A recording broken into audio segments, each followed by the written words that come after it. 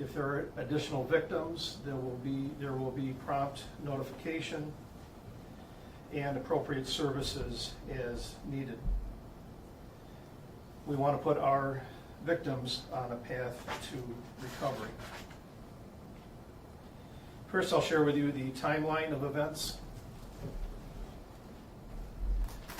So at about 9:30 a.m., Craig's staff located a GoPro camera.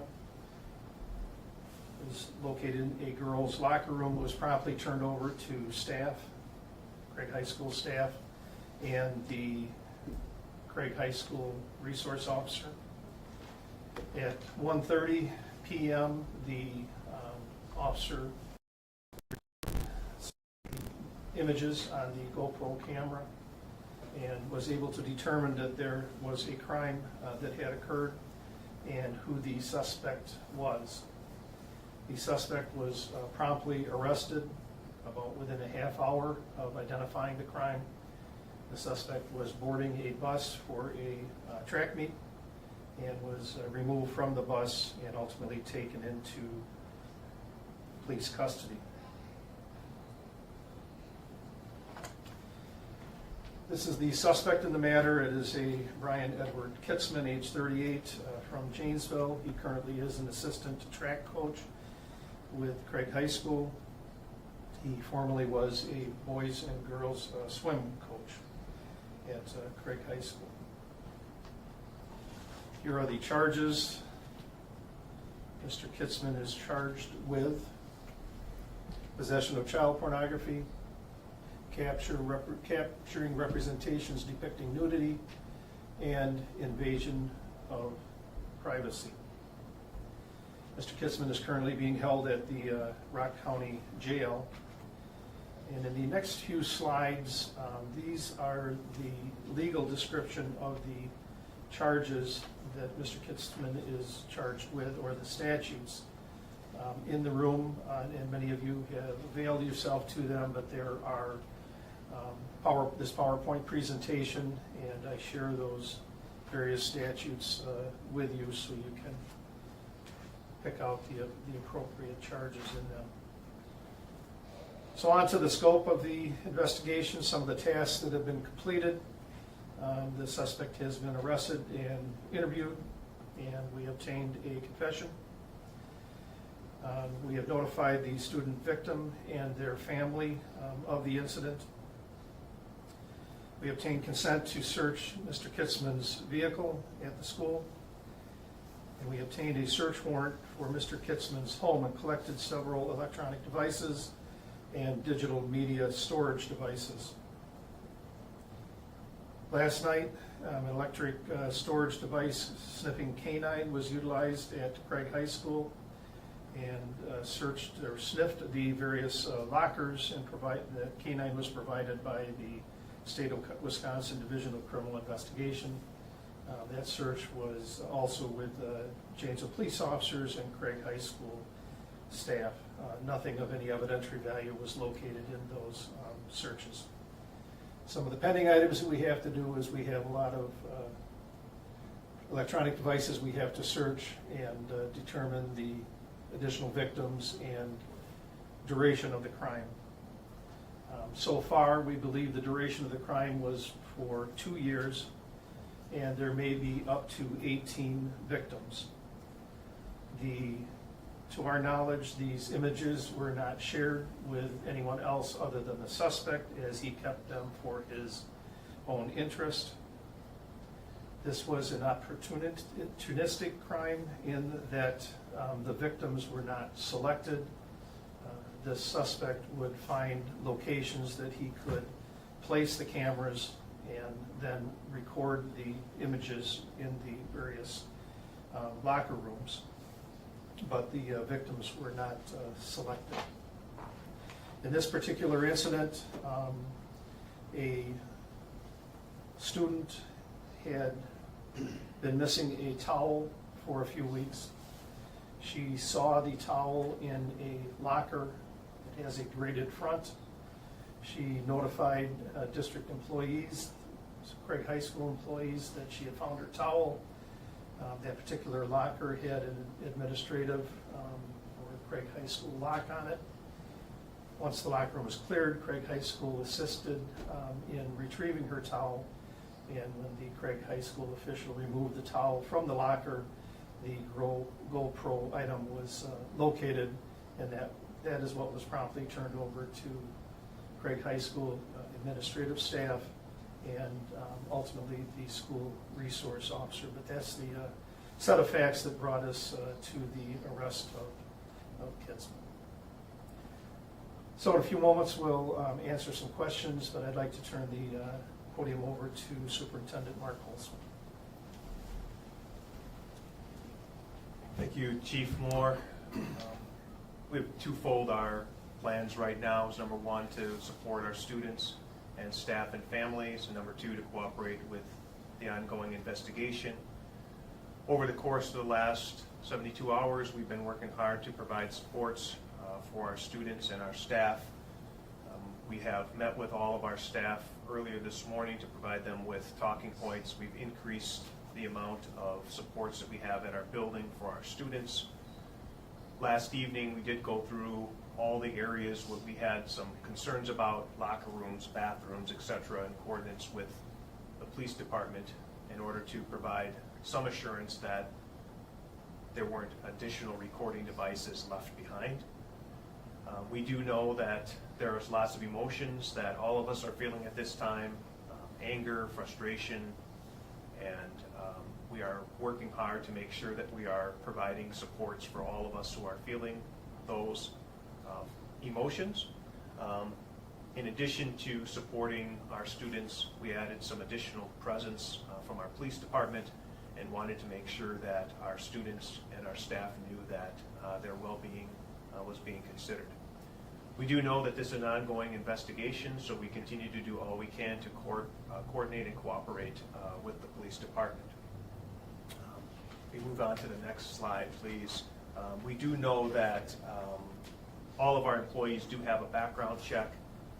We do know that the suspect has been an employee as a coach since 2004 and has worked in the school district as an assistant coach and varsity swim coach over the years. We do know that we have regular conversations with our coaches, and all of our coaches are on one-year contracts. Right now, this individual, our suspect, is on administrative leave. We have to wait for that investigation to conclude before we have a chance to finalize our employment considerations with Mr. Kitzman. Again, twofold. Number one, provide supports for our students and staff, looking for the well-being of our kids and trying to keep moving on every day. And second, to work with our police department and making sure that we have done everything we can to provide the information they need to work through the case. Any questions? Kim? So were there any previous incidents reported involving Kitzman and any other students before this or prior to this incident? No, we have not been notified of any incidents that would cause us concern from Mr. Kitzman. How was it determined that the GoPro belonged to him? Very good question. So when Officer Yelk, our SRO officer, started to review the images, we could see Mr. Kitzman placing the GoPro into the locker. So it was quite conclusive to us that he was the person and the suspect that had placed it in the locker. How did this happen for 2 years and nobody knew? There was no indication that it was going on, is the honest answer. There were no devices found. There were no people that came to the police department and suggested there was anything inappropriate occurring. So there was no reason to talk to Mr. Kitzman about it. It was the incident last Friday that brought it to our attention. Superintendent, you mentioned there was lots of emotions going on. If you can step behind the microphone, I'd appreciate that. But you said there were a lot of emotions going on. How do you personally feel right now? How disturbing is this? I think we have all kinds of different emotions. We're frustrated. we're angry, we're saddened, not only for our students and staff, but for our community when we feel violated and we've lost trust that we work so hard to continue. So our job moving forward, again, as I say, is to try to provide that safe, welcoming environment that we want all of our kids to feel, and we want our staff to feel that we have a trusting environment as well. Superintendent, there's many parents on social media that say that they saw comments about this person's character before they were informed about their student in these kind of conversations. Anything you want to say to those parents about the school district's process in communicating with the victims? When you say comments about the individual's character, I'm not clarify what Saying you're that, talking about. you know, that this has been behavior that he has shown in previous instances with student athletes. If at any time our school district has employees who are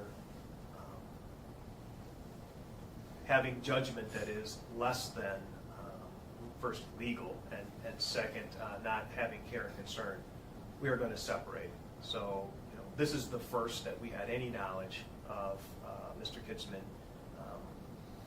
acting in this level of inappropriateness.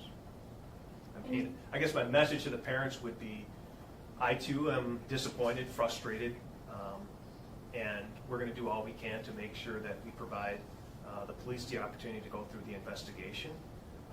And however, I don't see what we have done in the past to allow this to occur, but we're going to do everything we can to make sure that we're paying attention moving forward and trying to make sure that we keep that safety and well-being first and foremost for all of our kids. You mentioned 2 years, so does that mean that the students on the swim team should not expect to be victims in this case? So I'll let Chief Moore speak to that. Yeah. That's what he told us, that the duration of this was 2 years. By his estimation, 18 victims. But at this point, we don't know what sports or when. And we've got a team of detectives working on this, and one of the things they're going to do is to go through all of these electronic devices, determine who those victims are. And I can assure you that once a victim is identified, an additional victim is identified, that family will be promptly notified. And what is the scope of this? I mean, of course, this investigation began with one GoPro in one girl's locker room, but how many GoPros were used at one time, for example, and how many locker rooms? We don't know.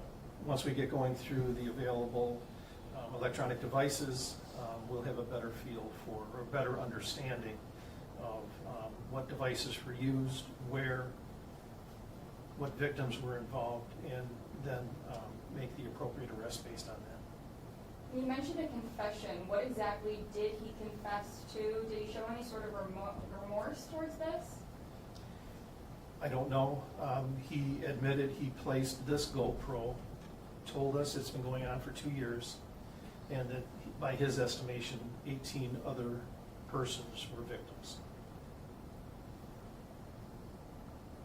I guess lastly, is a lot of parents are voicing concerns that they don't know if their students are safe right now at school. Should there be those concerns right now? Can you assure students that all of those cameras are gone and that there's nothing else to worry about? Well, we did a sweep last night along with the support of our police department, checked all the lockers and areas of which we would suspect. We've communicated with our gym teachers and our athletic coaches that we're not requiring students to change if they do not need to, so we're working through that process as we speak. It's going to take some time for all folks who feel frustrated, violated, to gain trust, and we're going to work one day at a time to make sure that we're communicating with people, letting them know what's happening. After we're done today, we'll send out a communication to our families to let everybody know what we know, and we'll continue to do that throughout the process. Is there a way to forensically track whether or not any of this made it out into the world? Are you able to search certain places or, call the FBI? Yeah, that will be part of the investigation, and yes, we should be able to determine that. Our best information right now, based on the suspect's confession, was that it was not shared and that it was only for his own personal interest. But certainly that is something we need to look very closely at. Is there an estimate on an age range? I know obviously of high school age, but do you know maybe the youngest victim in this case? We don't yet. Okay, thank you everyone. Appreciate you coming by this afternoon.